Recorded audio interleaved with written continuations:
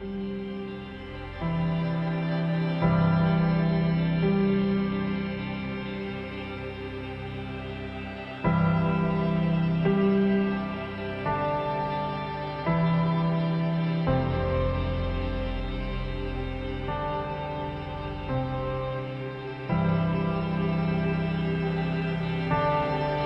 childhood was a good one in suburbia. Just below the surface, my family was emotionally disconnected. We had an earned acceptance culture. As I got older, I found moments of what I thought was acceptance in online pornography. I knew it was wrong, but I couldn't stop.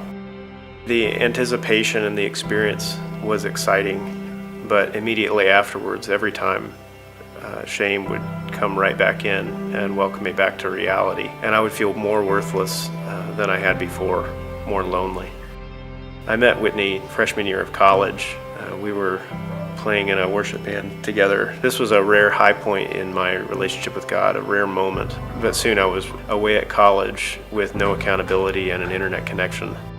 Whitney and I were to be married in May 2009. So 2 weeks before our wedding, I confessed my sin, and our pastor pretty well addressed it by saying, "Mark, don't look at pornography anymore, and Whitney, forgive him and don't ever talk about it again." And it just left me feeling like I could never bring it up. I could never ask him about it. If we were going to talk about it, it had to be something that he mentioned, because if I mentioned it, then it probably meant that I wasn't trusting him. It was terrible advice. We cut off access for a little while. Eventually I started traveling for work, and I was right back to it again. I tried everything to stop, but nothing worked for me. The shame of my sin isolated me from everyone around me, especially my wife. 8 years into our marriage, Whitney and I were barely hanging on. I would use pornography to deal with the stress and the anxiety and the fear.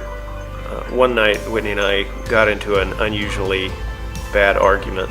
It wasn't even about pornography, but somehow after this other argument had subsided, I was just laying in bed and I just laid there and I said, "I have a question for you." And I just asked, I said, "Are you looking?" For once, I didn't lie. The Spirit had been working on my heart, and I was honest. I confessed everything, and I admitted that I needed help. I felt so free. Right then and there, this was either going to end my life or Christ was going to save it. That was it.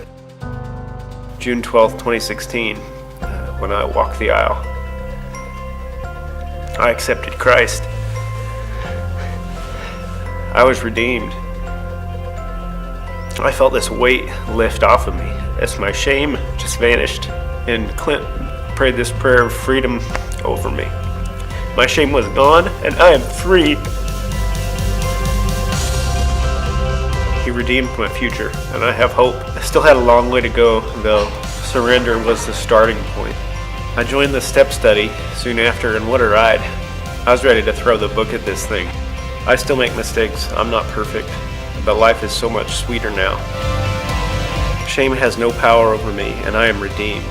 I'm here today because God's given me a passion to sharing my story and encouraging other men to take that first step, to admit that you have a problem, to start down that path to freedom and surrender to God.